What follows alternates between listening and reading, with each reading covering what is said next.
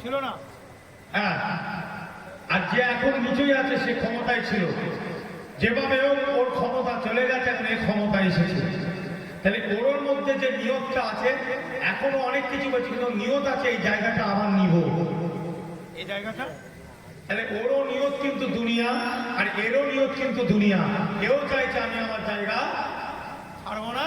আর ও বলছে আমি যেমন অতীতে আমার জায়গা ছিল, আমি তোকে ওখান থেকে ফেলে দিয়ে আমি ওই জায়গাটা আবার নেবো। তাহলে দুজনের নিয়তি কিন্তু দুনিয়া, এই জন্য দুজনই হলো জাহান্নামী। এই কথা কিছু বুঝলেন হাদিস? আরো সরল বাংলায় বোঝাতে হবে, ইজি ভাবে বুঝে যাচ্ছেন না আপনারা? জি, দুজনেই কিন্তু জাহান্নামী।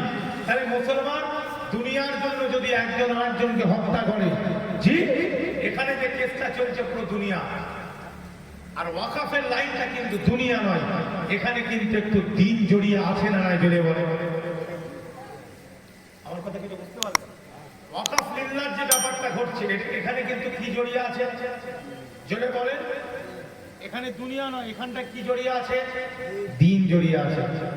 আমি প্রথমেই বলেছি, আমার আপনার পূর্বপুরুষ মসজিদে দান করেছে। আল্লাহর ঘর মসজিদ, মসজিদে দান মানে আল্লাহর জন্য, আল্লাহ হচ্ছে তার মালিক। জোরে বলুন। আমার আপনার পূর্বপুরুষরা যে জিনিসগুলো দান করেছে, এগুলো সব কিন্তু কার জন্য? ঠান্ডা মাথায় বোঝেন, কার জন্য?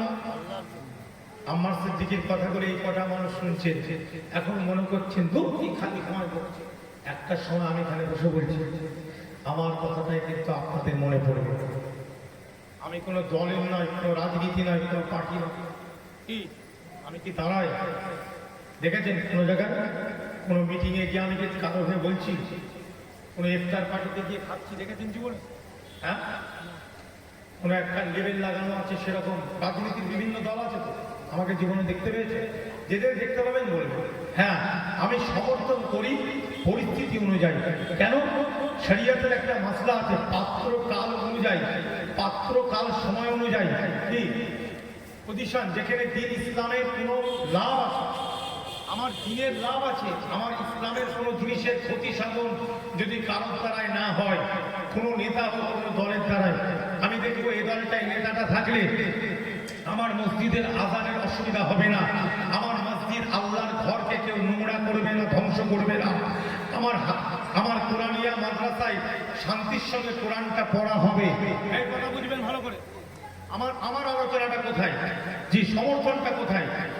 এবং শান্তি সম্প্রীতি বজায় থাকবে সমাজে। জি, ধর্ম নিয়ে একে অপরকে মারধর করবে, এরকম পরিস্থিতি যদি কেউ রাখে সমাজে, আমি আম্মার সিদ্দিকী তাকে সমর্থন করব। এটা শরীয়তের ভাষায় বলছি। কিসের ভাষায়? এটা আমার বানানো কথা নয়, এটা ইজালাতুল খাফা শাহ ওলিউল্লাহ মুহাদ্দিস দেহলভীর কথা আমি বলছি। জোরে বলুন। এটা আমার কথা নয়, এটা মুফতি আযম মির্জা হুজুরের কথা বলছি। জোরে বলুন। এটা মুজাদ্দিদ জামানের কথা বলছি। আমার ইসলামের জিনিসে যে আঘাত করবে বা গণতন্ত্রকে নষ্ট করে, সেকুলারকে নষ্ট করে, কথা বুঝলেন? একটা যে ভ্রাতৃত্ব ভালোবাসা আমাদের মধ্যে আছে না নাই, সর্বধর্মের মানুষের মধ্যে আছে না নাই, জোরে বলেন। এখনো পর্যন্ত এটাকে যারা নষ্ট করতে চাইবে, আমি আম্মার সিদ্দিকী তার বিরুদ্ধে কথা বলবো, পরিষ্কার কথা। যে সর্বধর্মের মানুষ যার যার ধর্মের কাজ শান্তির সঙ্গে করুন। কথা ঠিক না বলুন? আমার আল্লাহ কোরআন পাকের মধ্যে বলছেন, আপনারা আয়াতুল কুরসি মুখস্থ আছে না নাই? আল্লাহু লা ইলাহা ইল্লা হুয়াল হাইয়ুল কাইয়্যুম লা তাখুযুহু সিনাতুন ওয়া লা নাওম আছে তো? একদম এটা শেষ হয়ে যাওয়ার বাদে আল্লাহ কি বলছে?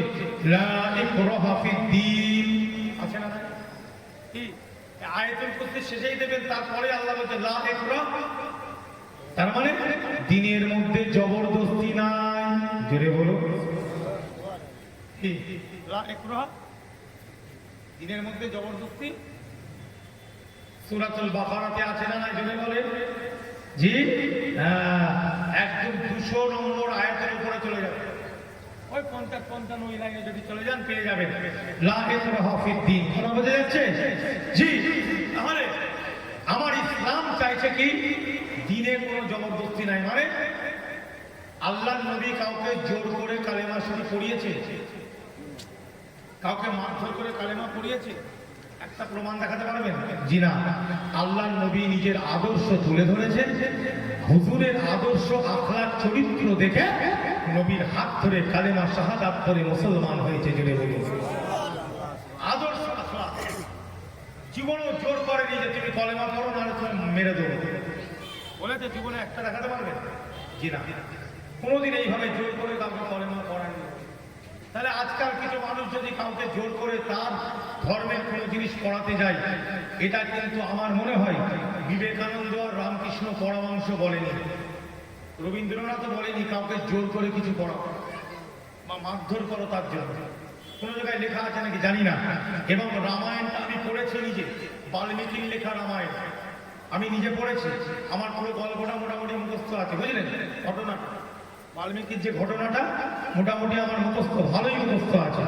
জি, বিভীষণ ক্ষণকাল করি বিবেচন আছে না নাই গো? কুম্ভকর্ণ বলে একজন ছিল না, ছিল না ধরে বলে যে মনে পড়ছে না, সব ভুলে যাচ্ছে না, সব পড়েনি নাকি? 5, 6, 7 পড়েনি নাকি? সবচেয়ে এইটে সব আছে। হ্যাঁ, কুম্ভকর্ণ সে যখন ঘুমতো কেউ তাকে তুলতে পারতো? হ্যাঁ, কথা বুঝলেন? এসব পড়া আছে বা আমারও একটু কি একটা কালিদাসের লেখা আর একটা কার বাল্মীকি, তাই তো নাকি? হ্যাঁ, তা ভাই এই রামায়ণের মধ্যে আমি যতটা পড়েছি রাম কিন্তু কোনো জায়গায় বলেনি যে আমার নাম দিয়ে তুমি কাউকে মারো। আমি এটা কোনো জায়গায় পড়ি না। আমি বরঞ্চ পড়েছি রাম সেটাই যেটা পড়েছি তাদের যে ঘটনাটা আমি বলছি। আবার আপনারা যেন ফতোয়া দিয়ে দেবেন না, আমার মুশকিল তো এখানেই কথা বলা, বুঝাতে গেলেও ফতোয়া দিয়ে দেবে। আজকাল কিছু আছে হুজুরের চুপ চলে গেছে, মানে কথাই কথাই কাফের হয়ে যাচ্ছে সবাই। কিছু মনীষার দিতে চান বক্তা, কথাই কথা শুধু কাফের মুখে লেগে আছে, এই করে তো শেষ করছে, ধ্বংস করছে। ওই জন্য তো মানুষ বোঝাতে পারে না ভালো করে। কি কথা বুঝলেন? কথাই কথায় কাফের আর মুশরিক। কাফের কাকে বলে, মুশরিক কাকে বলে জানা দরকার। ভাই আপনি মুসলমান, আপনি যদি গীতা পড়েন, মহাভারত পড়েন, রামায়ণ পড়েন, বেদান্ত বেদ পড়েন, উপনিষদ পড়েন, তাহলে কি আপনি আমি কি মুসলমান থেকে বেরিয়ে চলে গেলাম? এরকম কিছু মশলা আছে না? পড়তে দোষ আছে কি? কোনো জিনিস পড়তে কি দোষ আছে? হ্যাঁ, বিশ্বাসটা তো ভিতরে থাকে। কোথায় থাকে জোরে বলে? ভিতরে। আল্লাহ নবীকে একজন জিজ্ঞাসা করেন মান ঈমান, হুজুর ঈমানটা কি?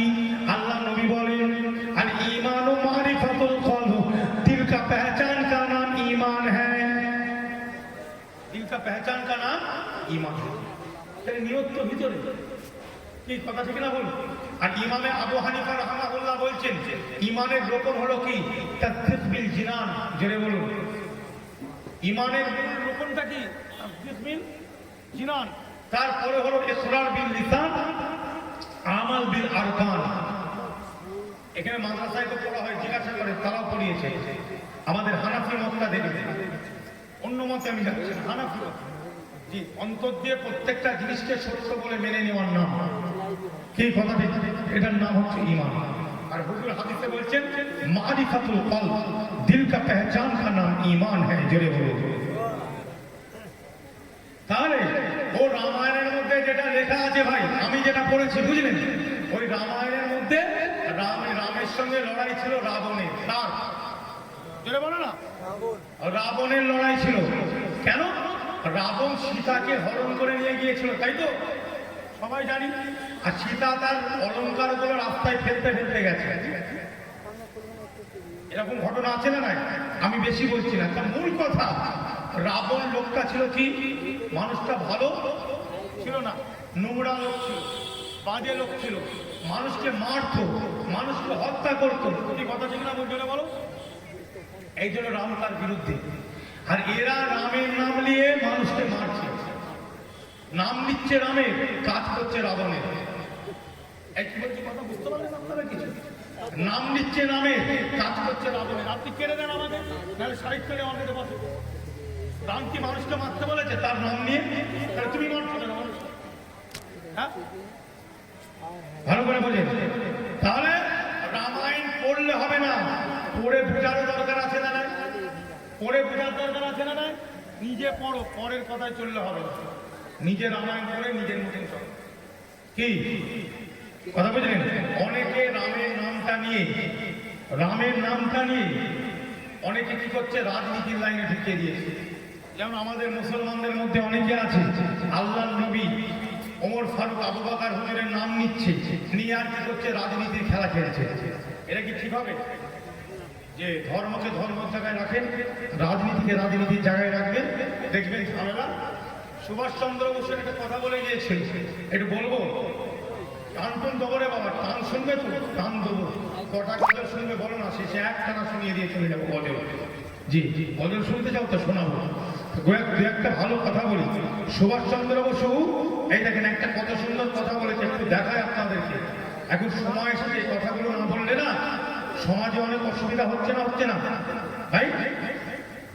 সমাজের মধ্যে একটু অসুবিধা হচ্ছে না? এই জন্য আমি আজকে এই কথাগুলো একটু আপনাদের কাছে তুলে ধরছি। এই সুভাষচন্দ্র একটা মারাত্মক কথা বলেছে, বুঝলেন? এই জায়গায় আছে কথাটা। হ্যাঁ, সুভাষচন্দ্র বলছে তোমরা যারা রাজনীতি করবে, এই কথাটাই বলতে চেয়েছেন, তোমরা যারা রাজনীতি করবে, তোমরা রাজনীতির মধ্যে রাজনীতি করো। রাজনীতির সঙ্গে খবরদার ধর্মকে মিলিয়ে দেওয়া কি চলবে না। ওনার মূল কথা দেখায়, তোমরা রাজনীতিটা কি করো, রাজনীতি করো, রাজনীতির সঙ্গে ধর্ম যদি মিলিয়ে দাও তাহলে জিনিসটা হয়ে যাবে নোংরা। কি হবে? সুভাষচন্দ্র বসু ছিলেন ফরওয়ার্ড ব্লকের প্রতিষ্ঠাতা। কার প্রতিষ্ঠাতা? যেটা বলেন না, কার প্রতিষ্ঠাতা? ফরওয়ার্ড ব্লকে জানা আছে না নাই? তাহলে সুভাষচন্দ্র বসুর থেকে কি আমরা বড় রাজনীতিবিদ হয়ে গেছি? হ্যাঁ, আমরা কি বড় রাজনীতিবিদ হয়ে গেছি? কোনোদিনই হয়নি। তাহলে সেই সুভাষচন্দ্র বসু পরিষ্কার বলছে যে রাজনীতির মধ্যে রেখে তোমরা ধর্মটাকে ধর্মের জায়গায় রাখো। যেন ধর্মটা হচ্ছে একটা পবিত্র জিনিস, এর মধ্যে ওই নোংরা জিনিস, এখনকার যে রাজনীতি চলছে, এই নোংরামি জিনিস ঢুকালে পবিত্র জিনিসটা নষ্ট হবে। এটা সুভাষচন্দ্রের কথা, আমার কথা নয়। এবার আপনি যদি বলেন সুভাষচন্দ্র কিছু বুঝতো না, তাহলে আমি বলবো আপনি রাজনীতির ময়দানে নেমে যে কথাটা বলছেন, আপনাকে আমি রাজনীতিবিদ বলে মানি না। আর এই কথাটা জ্যোতিবাবু বলেছে। কে বলেছেন? আমার কাছে প্রমাণ আছে, জ্যোতিবাবু এই কথাটা বলে গেছে। রাজনীতিকে রাজনীতির জায়গায় রাখবে, রাজনীতির সঙ্গে ধর্মকে মিলানো যাবে, এটা জ্যোতিবাবুর কথা। যারা শিক্ষিত সমাজ, বড় বড় রাজনীতিবিদ, বুঝলেন, তারা কিন্তু কোনোদিনই রাজনীতির সঙ্গে ধর্মকে মিলানো পছন্দ করতেন বলেন কেন? আজকে তাদের কথা আমরা নিই বলে আজকে সমাজে দেখেন কি হচ্ছে, এই রাজনীতি ধর্মের মধ্যে ঢুকে যাওয়ার কারণে ঝামেলা বাড়ছে না কমছে? জোরে বলে, আগে কি এত ঝামেলা ছিল? আচ্ছা বলেন, রোজার মাসে আমরা রোজা রাখি, কারা? আমি যে কোনো বিরোধী বলছি ভাই, কি আমি যে কোনো বিরোধী? তারপরে এই কথাটা শুনে অনেকে মনে করবে আমার দলকে বলবো না, কোনো দলের বিরুদ্ধে রাখবে। আমি শরীয়ত মোতাবেক যেটা মানি না, আমি মানি না। কি কথা ঠিক না? বলে দেখেন, রোজার সময় আমরা মুসলমানরা রোজা রাখি, তাহলে আমি যখন রোজা রাখি, আপনি যখন রোজা রাখেন না, তাহলে আপনার তো দরকার নাই ইফতারের মাহফিল করে হইহট করা। পরিষ্কার কথা, আমাদের দরকার আছে কি? দরকার নেই। আপনি ইফতারের পার্টি করলেও মাইক বন্ধ।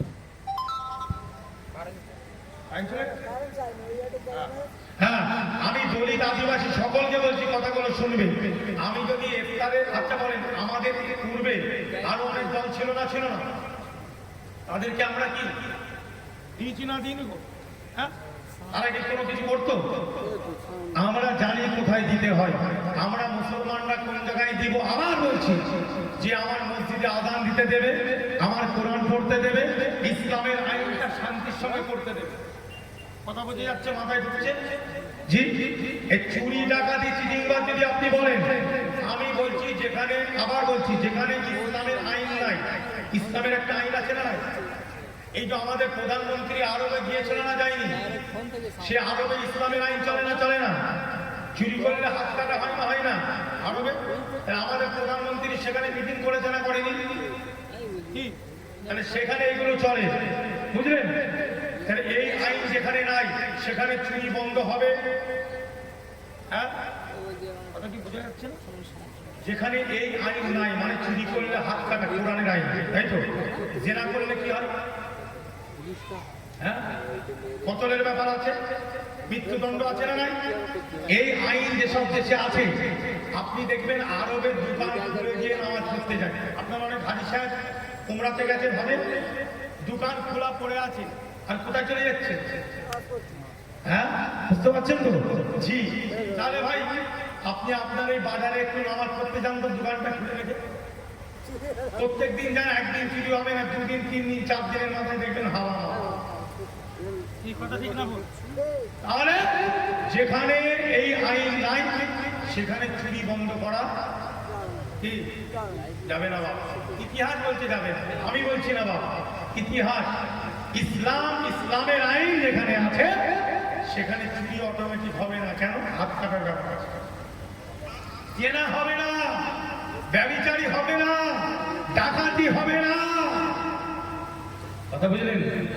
অতএব আপনি যতই চেষ্টা করেন চুরি ডাকাতি বন্ধ করা মুশকিল আছে না নাই? তাহলে সংবিধানের আর্টিকেল চেঞ্জ করতে হবে, ঠিক না বলুন? অতএব এটা সম্ভব কি এখন? কি এখন সম্ভব?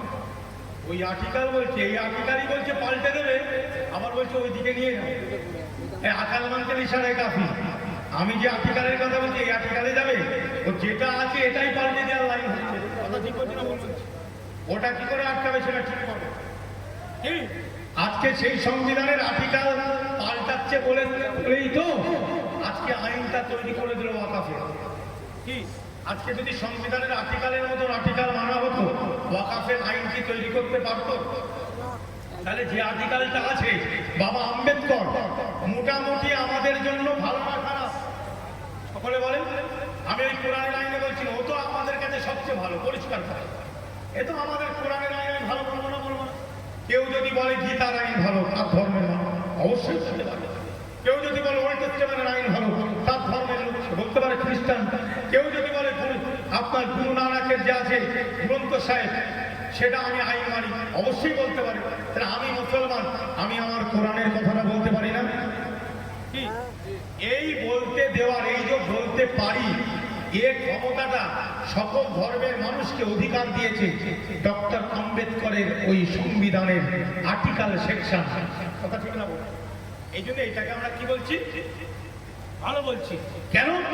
এখনো পর্যন্ত যে আইনটা আছে, এখনো পর্যন্ত যে আর্টিকেল আছে, সে আর্টিকেলটা থাকার কারণে আমরা যেটা ধর্ম শান্তির সঙ্গে পালন করতে পারছি না, পারছি না। ঠিক ওয়াকাফ বিল, ওয়াকাফ আইন পাস করেছে। ওয়াকাফটা হচ্ছে আমাদের জিনিস। কাদের জিনিস? আমাদের মানে মালিক আমরা নয়, মালিককে আল্লাহ। আমরা দেখভাল করি। এবার মুসলমানের মধ্যে অনেকে ওয়াকাফের মাল মেরে ঝেড়ে খাচ্ছে না, খাচ্ছে না। কি গো কথা বলেন? এত বছর খেয়ে আসছেন, তার জন্য কি আমি বলবো ও খাচ্ছে, ওসব নিয়ে নিচ্ছে, নিয়ে নে। ইমান থাকবে না? হ্যাঁ, ইমান গন্ডগোল হবে না? হবে না? জোরে বলে। হ্যাঁ না, আমি খাচ্ছি, আমার লোক খাচ্ছে, তার ট্রাইব্যুনাল আছে, হাইকোর্ট আছে, সুপ্রিম কোর্ট আছে না? না, জোরে বলে। বিচার ব্যবস্থা হবে। তা বলে রাগ করে আমি আমার জিনিস অন্যজনকে দিয়ে দেবো? কোনোদিনই এটা নয়। অতএব আমার পূর্বপুরুষ যেটা দিয়ে গেছে আল্লাহর জন্য, সেটা আমাকে টিকিয়ে রাখার দরকার আছে না? নাই, জোরে বলে। এবার কি করবো? সব কিছু আইন বলার বাদে যতটা চেষ্টা করার করলাম, এর বাদে কি? দাওয়া আর দোয়া। মেজ হুজুর একটা কথা বলতে মনে আছে কি আপনাদের? মুরব্বীদেরকে বলছে, এখানে বসে আছে। মেজ হুজুর তাবিজ দিয়ে বলতেন, বাহ দোয়া দিলাম, একটু দাওয়াও দরকার আছে। উনি আবার একটু হেকিমি লাইনে ভালো জানতেন, হেকিমি ওষুধ দিতেন। জোরে বলুন। মানে হুজুর বলতেন, এটা দোয়া দিলাম, তাবিজ হচ্ছে দোয়া, ফুঁক দিলাম দোয়া, একটু ওষুধেরও দরকার আছে, বা এই ওষুধগুলো একটু খাবেন, এটা হেকিমি ওষুধ, এতে কাজ হবে। জোরে বলে। আজকে এফআরসিএস, এমআরসিপি, এমবিবিএস আসলো কোথা থেকে? হ্যাঁ, লুকমান হেকিম ওখান থেকে এসেছে। কথা ঠিক না বল? হ্যাঁ, আল্লাহ পাক কোরআনে বলছেন, এই লুকমান, আমি তোমাকে হিকমত দান করেছি। জোরে বলো। হ্যাঁ, লুকমান হেকিম বড় ডাক্তার ছিল না, ছোট ডাক্তার? বিরাট ডাক্তার ছিল লুকমান হেকিম তখনকার যুগে। তখন হেকিম সাহেব বলা হতো, এটা পরে ইংলিশে বলা হচ্ছে ডক্টর। কি গো, আসল কিন্তু কি হেকিম তখনকার যুগে। আল্লাহ কোরআনে লুকমান, হ্যাঁ ওনাকে বলে দিয়েছে লুকমান হেকিম বলা হতো। কাজ কথা বলতো লুকমানের সঙ্গে, আর লুকমান গাছের সঙ্গে কথা বলতো, জোরে বলো। তাই মুসলমান ইমানদারেরা, লুকমান হাকিম যখন জঙ্গলে যেত, ওই গাছটা বলে দিত, ওই গাছটা বলে দিত, এ লুকমান হাকিম, আমি সেই গাছ, তুমি যে ওষুধটা খুঁজছো, তুমি আমার মধ্যে সেই মেডিসিনটা পাবে, জোরে বলো। ওই গাছটা লুকমান হাকিমের সঙ্গে কথা বলতো, জোরে বলো। পুলিশ তৈরি করেছে কে? প্রশাসন, সিস্টেম। ওমরে ফারুক রাদিয়াল্লাহু তাআলা আনহু, জোরে বলো। ওমরে ফারুক রাদিয়াল্লাহু তাআলা আনহু। জি, আজকে এই যে আমরা যে যুদ্ধ হয়, যখন যুদ্ধ হয় দেখবেন ট্যানেল তৈরি করে। কি তৈরি করে? গর্ত তৈরি করে, তাতে মিলিটারিরা লুকিয়ে থাকে। আর তাদের নলগুলো বন্দুকের কি কথা বুঝছেন না? হ্যাঁ, ওই বালি আর পাথর দিয়ে কি থাকে, বস্তা সব দেওয়া থাকে, ওর মধ্যে দিয়ে কি করে, ওরা ব্যারেল গুলো বার করে রাখে। ব্যারেল বলে বন্দুকের এই নলটাকে কি বলে? ব্যারেল বার করে রাখে। একে 47 brush fire. What is definition of the brush fire, do you know? হ্যাঁ, এইভাবে একবার টিপবে, এরকম ডান দিকে ঘোরাবে, বাম দিকে লটলট করে পড়ে যাবে, একে বলে ব্রাশ ফায়ার। কি বলা হয়? যারা বলে ব্রাশ ফায়ার, বুঝলেন? এইভাবে তারা গর্তের মধ্যে থাকে। এই গর্তটাকে তৈরি করেছে জানেন এই গর্তের বুদ্ধি? জি, খান্দাকের ময়দানে সালমান ফারসি রাদিয়াল্লাহু তাআলা আনহু বলেছিলেন, একটা বড় কি খনন করা হোক, একটা বড় গর্ত করা হোক, জোরে বলে। কথা বুঝে যাচ্ছে না? জি, একটু মহাপদের সঙ্গে আল্লাহুম্মা